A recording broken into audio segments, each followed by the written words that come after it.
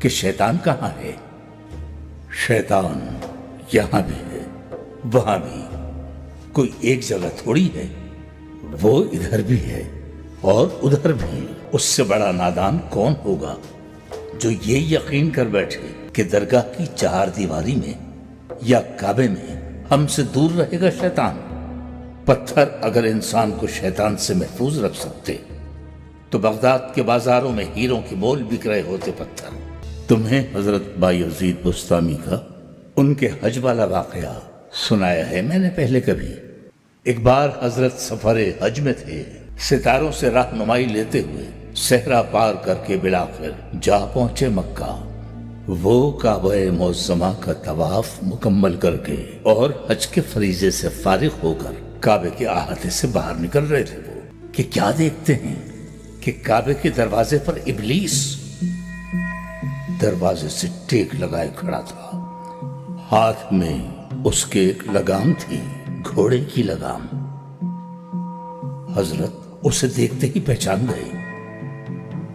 اہل اللہ شیطان کو دور سے پہچان لیتے ہیں، یہ ایک الگ معاملہ ہے، کسی اور موقع پر بتاؤں گا۔ تو بایزید بسطامی نے اسے دیکھتے ہی پہچان لیا، ششدر رہ گئے۔ یہ ابلیس لعین کعبے کے دروازے پر کیا کر رہا ہے؟ انہوں نے سوچا، پوچھا، تو اور یہاں ابلیس؟ شیطان نے ہاتھ میں تھامی ہوئی گھوڑے کی لگام انہیں دکھاتے ہوئے کہا، میرے بہت سے بندے یہاں طواف میں مشغول ہیں، ان کی واپسی کا انتظار کر رہا ہوں، آئیں گے تو یہ لگام انہیں ڈالوں گا اور ان پر سواری کرتا ہوا جاؤں گا۔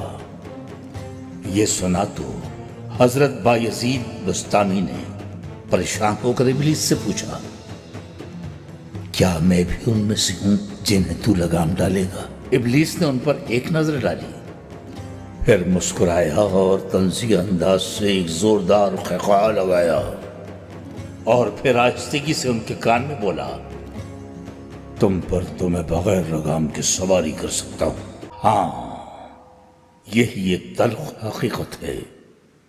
چاگرے آفندی، تمہاری کیا رائے ہے اس عجیب و غریب مسئلے کے بارے میں؟ اچھا خیر، قصہ مختصر یہ کہ وقت گزرا، بات آئی گئی ہو گئی۔ حضرت بایزید بسطامی اپنے ملک لوٹنے کے لیے مکہ سے روانہ ہو گئے۔ ایک بار پھر وہی دشوار گزار سفر، دریا، صحرا، وادیاں عبور کرتے، سفر کی مشکلیں جھیلتے، ایک تیز رو ندی کے کنارے پہنچے۔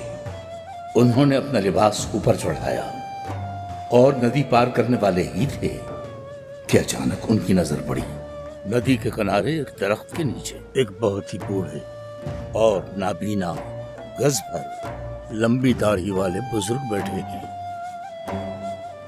وہ بزرگ کے پاس گئے، حال احوال دریافت کیا۔ بزرگ بولے، بینائی سے محروم ہوں فرزند، حج کر کے لوٹا ہوں اور پریشان بیٹھا ہوا ہوں، میں بوڑھا نابینا اس حالت میں ندی کیسے پار کروں؟ حضرت بایزید بسطامی کا دل بھر آیا۔ انہوں نے ایک دم سے اس بزرگ کو اٹھا کر اپنے کندھوں پر بٹھا لیا اور پانی میں اتر گئے۔ پانی کا بہاؤ خاصا تیز تھا۔ بہرحال کسی طرح وہ ندی پار کر رہے تھے، لیکن ابھی عین درمیان ہی میں پہنچے تھے کہ بزرگ نے جھک کر حضرت کے کان میں سرگوشی کی، کہا تھا نا تم سے کہ تم پر تو بغیر لگام کے سواری کر سکتا ہوں، تو پھر شیطان کہاں ہوا؟ پھر شیطان کو تلاش کرنے نکلو تو یہاں بھی ملے گا، وہاں بھی ملے گا۔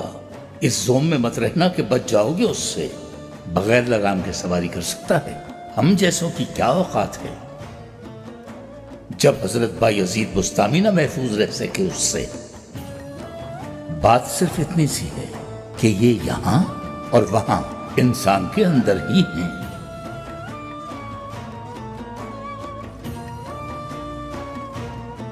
اسی لیے کہا گیا کہ تلاش کرنا ہو تو یہاں ڈھونڈو نہ وہاں، صرف اپنے اندر تلاش کرو۔